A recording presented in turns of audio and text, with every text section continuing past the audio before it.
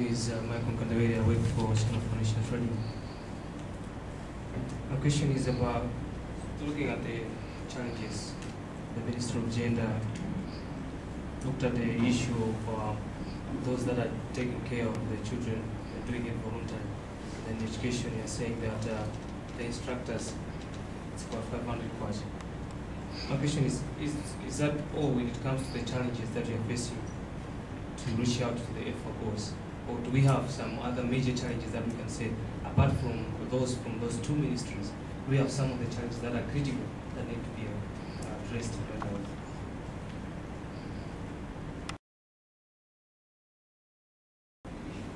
Thank you, Mr. Kondowe, for that question. Indeed, caregivers do have a lot of challenges.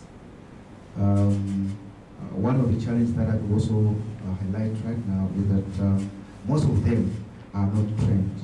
I will give an example. In Malawi, we have almost 8,917 ECD centers. That's CBCCs, community-based child care centers. And in these community-based child care centers, there are almost 25,410 caregivers. But out of 25,410, only 14,510 are trained. So you can see that there is a very big gap between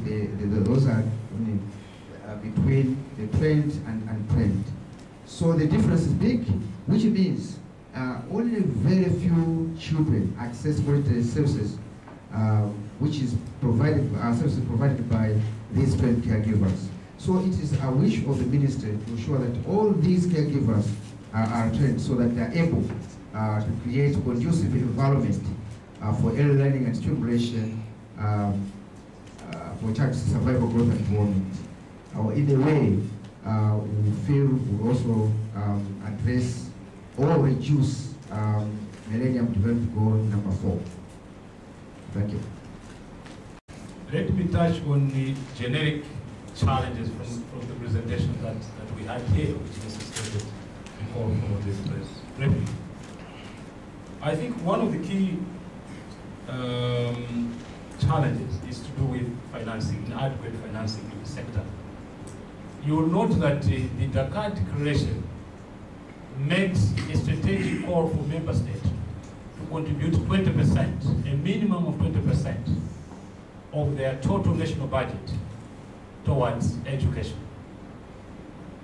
And if you look at the trend, currently 15.7% of the total national budget is a commitment towards education, which means that we are still far below the minimum, which is the EFA benchmark of 20%.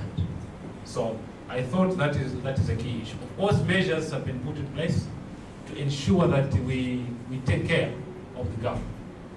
And one effort, maybe some of you are aware, is that the Malawi government qualified for the FDI, Fast Track Initiative catalytic funding, where the government of Malawi will be provided with $90 million US. Beyond that, the ESWAP is also a pooled funding mechanism where different donors are contributing, that are making financial contribution towards that funding. So these are efforts which are aimed at mitigating the deficits in that. It may not be sufficient, but I'm simply indicating that some efforts are being made. Then the other challenge is to do with infrastructure development in terms of adequacy and substandard. If you are talking about school blocks that are inadequate, in some cases, some of the school blocks are of poor standards. You have glass-flashed classrooms. In some cases, we have what are called open air classrooms, where pupils are learning in an open air or under a tree. All those would not help Malawi to achieve education for all goals. Then related to that is the issue to do with, generically, to do with inadequate number of teachers. They were talking about ECD caregivers, then the instructors for adult literacy program. But even when it comes to schools, we have an adequate number of teachers. And I think it is estimated that we'll need about 35,000 teachers in order to accelerate, additional, in order to accelerate progress in as far as EFA goals are concerned. Then the other last challenge is to do with coordination. You see that there are different actors playing different roles in as far as education is concerned. NGOs, various government departments, but at some stage we need to get more coordinated. And that remains a key challenge. That's why, as an attempt to enhance coordination, the EFA task force was instituted to ensure that we reflect on some of these issues so that departments and institutions that have vested interest in the education sector are coordinated so that together we contribute towards the achievement of EFA goals. Thank you. I'm Charles Chizenga from Malawi News Agency. I have a question, my next letter here. You mentioned that you want to make sure that every village in the country has a center. And that you would like to choose age limit of going to these centers. And you haven't mentioned the age limit that you would like to introduce. And what modalities have you put in place to make sure that each village has a center? Thank you. All right, thank you very much. When we are looking at the early childhood development by definition ourselves, we look at the age range from 0 to 8 years. Because this is where we are saying the children must be given an opportunity to survive, to grow, and develop for better education. That's where our emphasis. Now, in terms of the services that we are targeting ourselves, when we talk of early childhood or ECD centers, that's the age range. We want to prepare this so that when they'll be going to school, basic primary school age, of course we know the transition we are defining from 3 years to 5 years thereabout, so that they are pre-primary age range. But we are emphasizing that the ECD services must be extended to from 0 to cater, because these are the age ranges that matter in terms of cognitive development, psychomotor, and the emotional, which are very critical for innovation and creativity in the primary school age range. What do we have? What we are saying as a government through the ministry, we are still looking at community involvement. They are community-based activities. So in each and every village, it's a community.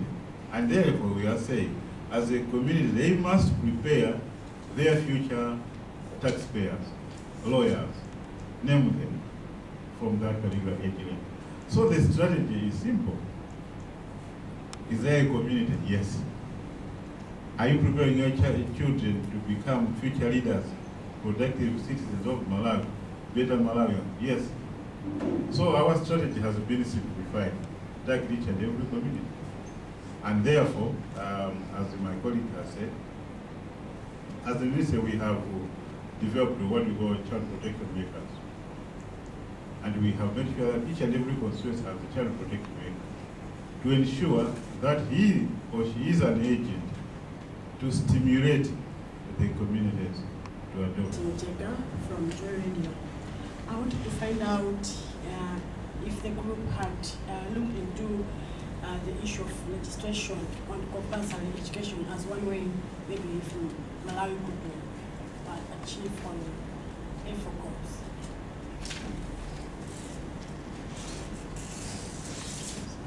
But the question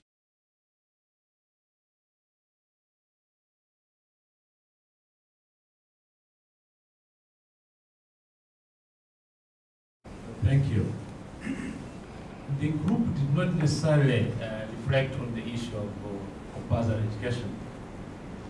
But suffice to indicate that I think there has been a series of debates around whether Malawi could implement compulsory education in the context that our constitution in its current format, under section 13, which talks about directorate in terms of the government's commitment towards formulating, policies of national importance. One of the issues is to do with compulsory education. So I believe it is a pertinent issue.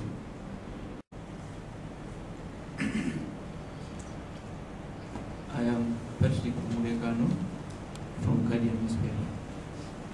At the international level, Mr. Kondowe mentioned that we require a total of $16 billion per year to implement the EFA course. I don't know if at the national level or local level an estimate. And they maybe try to give us a picture in terms of the shortfall in line with that resource gap.